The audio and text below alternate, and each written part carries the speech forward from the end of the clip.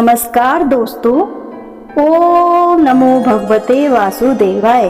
दोस्तों, आज मैं आपके लिए पुरुषोत्तम मास अधिक मास अध्याय 12वें दिन की कथा लेकर आई हूँ।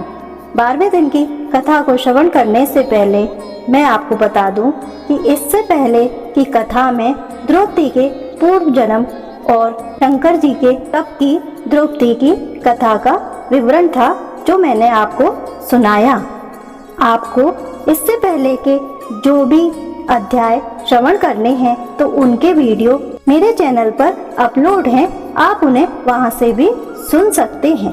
तो दोस्तों, चलिए शुरू करते हैं पुरुषोत्तम मास महात्म्य अधिक मास महात्म्य या मलमास 12वें दिन की कथा 12वां अध्याय।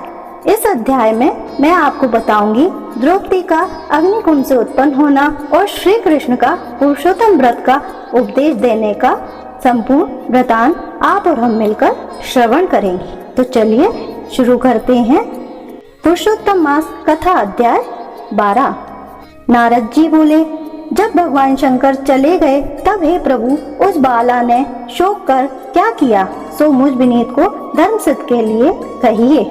इसी प्रकार राजा युधिष्ठिर ने भगवान कृष्ण से पूछा था, सो भगवान ने राजा के प्रति जो कहा सो हम तुमसे कहते हैं, सुनो। हे राजन, इस प्रकार जब शिव जी चले गए तब वह बाला प्रभावित हो गई और लंबे श्वास लेती हुई बड़ी डरी और वह किशोधरी अश्रुपात पूर्वक रोने लगी। हृदय अग्नि से उठी हुई ज्वाला से जलते हुए अंग वाली वह तपस्विनी कन्या वन अग्नि से जले हुए पत्ते वाली लता की तरह हो गई। दुख और ईर्ष्या को प्राप्त उस कन्या का बहुत समय व्यतीत हो गया। जिस प्रकार चूहे के बिल में घुसकर आक्रमण करके सर्प उसे वश में कर लेता है, उसी प्रकार उपयुक्त शोचनीय अवस्था को प्राप्त उस तपस्विनी वाला पर उस प्रभु काल ने आक्रमण कर उसे वश में कर लिया। वर्षा ऋतु में मेघ से घिरे हुए आकाश में बिजली चमककर जैसे नष्ट हो जाती है, उसी प्रकार तपस्या से जले हुए पाप वाली वह कन्या अपने आश्रम में मर गई। उसी समय धर्मनिष्ठ यज्ञसेन नामक राजा ने बड़ी सामग्री से युक्त उत्तम यज्ञ किया। उस यज्ञ कुंड से स्वर्ण के समान कांति वाली एक लड़की उत्पन्न हुई। वह कुमारी द्रुपद राजा की कन्या के नाम से संसार में विख्यात हुई। पहले जो मेधावी ऋषि की कन्या थी वही सब लोकों में द्रौपदी नाम से प्रसिद्ध हुई। उसी को स्वयंवर में मछली को भेद कर भीष्म, कर्ण आदि बहुत से राजाओं को तर्ण के समान शुभित रजमंडल दल में अर्जुन ने पांचाली को पाया। हे मुने, वह द्रौपदी दुष्ट दुशासन द्वारा बाल पकड़कर खींची गई और उसे हृदय विदीर्ण करने वाले वचन सुनाए गए। पुरुषोत्तम की अवहेलना करने के कारण मैंने भी उसकी उपेक्षा की। जब वह मैं स्नेह करके मेरा नाम बार बार ले रही थी, हे दामोदर, हे दया सिंधु, हे कृष्ण, हे जगतपते, हे नाथ रमानाथ, हे केशव, हे ईशनाशन, मेरे माता पिता, व्रत वर्ग, सहेलियां, बहन, भांजे, बंधु, इष्टपति आदि कोई भी नहीं है। हे ऋषिकेश, मेरे तो आप ही सब कुछ हैं। हे गोविंद, हे गोपिकानाथ, दीन बंदे, दयानिधे, दुशासन से आक्रमण की गई मुझे क्या आप नहीं जानते?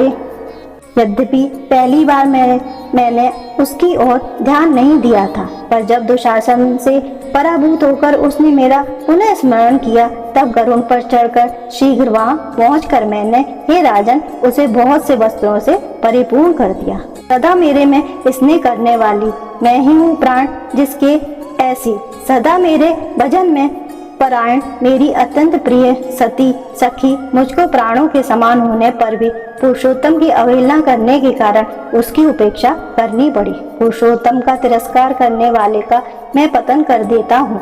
यह पुरुषोत्तम मुनियों और देवताओं से भी सेव है। फिर समस्त कामनाओं को देने वाला वह पुरुषोत्तम मनुष्य द्वारा तो सेवनीय है ही।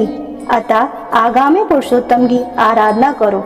14 वर्ष के संपूर्ण होने पर तुम्हारा कल्याण होगा। हे पांडुनंदन, जिस पुरुष ने द्रौपदी के बालों को खींचते हुए देखा है, हे महाराज, उनकी स्त्रियों की अलकों को मैं क्रोध से काट दूंगा। दुर्योधन आदि राजाओं को यमराज के भवन को पहुंचा दूंगा। बाद तुम समस्त शत्रुओं का नाश कर राजा होगे। ना मेरी कोई लक्ष्मी प्रिय है, ना मेरे कोई बलभद्र जी प्रिय हैं, और ना वैसे मेरे को देवी देवकी, ना प्रद्युम्न, ना सात्विकी प्रिय है। जैसे मेरे को भक्त प्रिय है, वैसे कोई प्रिय नहीं है। जिसने मेरे भक्तों को पीड़ित किया, उससे मैं सदा पीड़ित रहता हूँ। हे पांडव, उसके समान मेरा अन्य कोई शत्रु नहीं है। उसके अपराध का फल देने वाला यमराज है, क्योंकि वह दुष्ट दंड देने के लिए भी मेरे से देखने के योग नहीं है। श्री नारायण बोले, श्री कृष्ण ने उस पांडुपुत्र युधिष्ठिर आदि को और द्रौपदी को समझाकर द्वारका जाने की इच्छा से कहा।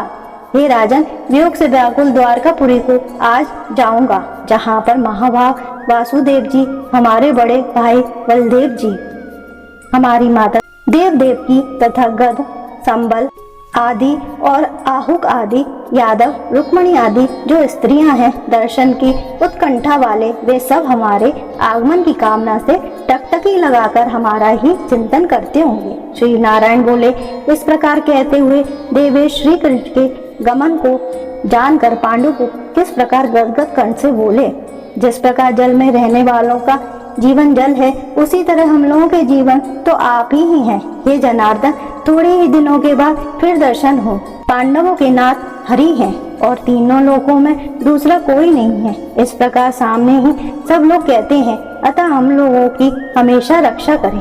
हे जगदीश्वरम, हम लोग आपके हैं, भूलिएगा नहीं। हम लोगों के चित्तरूपी ब्राह्मणों का जीवन आपका चरण कमल ही है। आप ही हमारे आधार हैं। इसलिए बारंबार हम सब प्रार्थना करते हैं। इन पांडु पुत्रों की निरंतर इस तरह कहते रहने पर श्री कृष्ण चंद्र प्रेम आनंद में मग्न होकर धीरे धीरे रथ पर सवार होकर पीछे चलने वाले पांडु पुत्रों को लौटकर द्वारकापुरी को गए। श्री नारायण बोले, इसके बाद श्री द्वारकानाथ श्री कृष्णचंद्र के द्वारकापुरी जाने पर राजा युधिष्ठिर अपने छोटे भाइयों के साथ तप करते हुए तीर्थों में भ्रमण करते भये। हे ब्राह्मण, नारद भगवान के प्रिय पुरुषोत्तम मास में मन लगाकर और श्री कृष्णचंद्र के वचनों का स्मरण करते हुए अपने छोटे भाइयों के साथ तथा द्रौपदी से राजा युधिष्ठिर बोले, अहो, पुरुषोत्तम मास में होने वाले अत्यंत उग्र पुरुषोत्तम का महात्मा सुनना है। पुरुषोत्तम भगवान के पूजन किए बिना सुख किस तरह मिलेगा। इस भारतवर्ष में वह धन्य है, वह पूजनीय है, वही श्रेष्ठ है जो अनेक प्रकार के नियमों से पुरुषोत्तम भगवान का पूजा अर्चना किया करते हैं। इस तरह समस्त तीर्थों में भ्रमण करते हुए पांडुपुत्र पुरुषोत्तम मास के जाने पर विधि पूर्वक व्रत करते भये। हे मुने नारद, व्रत के अंत में 14 वर्ष के पूर्ण होने पर श्री कृष्ण भगवान की कृपा से अतुल निष्ठकंटक राज्य को प्राप्त किया। पूर्व काल में सूर्यवंश में होने वाला दृढ़धन्वा नाम का राजा पुरुषोत्तम मास के सेवन से बड़ी लक्ष्मी, पुत्र पौत्र का सुख और अनेक प्रकार के भोगों को भोग कर योगियों को भी दुर्लभ जो भगवान का वैकुंठ लोक है वहां गया। हे मुनि श्रेष्ठ नारद, इस पुरुषोत्तम मास के अतुल महात्मा को करोड़ों कल्प समय मिलने पर भी मैं कहने को समर्थ नहीं हूँ। सूत जी बोले, हे विप्रलोक, पुरुषोत्तम मास का महात्मा कृष्ण द्वैपायन व्यास जी से मैंने सुना है, तथापि कहने को मैं समर्थ नहीं हूँ। इस पुरुषोत्तम मास के अखिल महात्मा को स्वयं नारायण जानते हैं। यह साक्षात वैकुंठवासी हरि भगवान जानते हैं। परम ब्रह्मादि देवताओं से नमस्कार किए जाने वाले हैं। चरण पीठ जिनके ऐसे गोकुलनाथ श्री कृष्णचंद्र भी अपनाए हुए पुरुषोत्तम मास का संपूर्ण महत्व नहीं जानते हैं, तो मनुष्य कहाँ से जान सकता है। इति श्री बृहन्नारदीय पुराणे पुरुषोत्तम मास महात्मने श्री नारायण नारद संवादे पुरुषोत्तम व्रतोपदेशो नाम 12वां अध्याय समाप्त होता है। इसी के साथ 12वें अध्याय की कथा का आप सब लोगों ने मेरे साथ मिलकर श्रवण किया, उसका समापन होता है। तो दोस्तों, आपने अभी तक मेरे चैनल को अगर सब्सक्राइब नहीं किया है तो प्लीज आप मेरे चैनल को जरूर सब्सक्राइब करें और बेल आइकन को दबाएं और कमेंट बॉक्स में ओम हरे विष्णु ओम नमो भगवते वासुदेवाय जरूर लिखें। अब मैं आपसे कल मिलूंगी पुरुषोत्तम मास, अधिक मास या मल मास 13वें दिन की कथा लेकर, कथा अध्याय 13 के साथ में। धन्यवाद।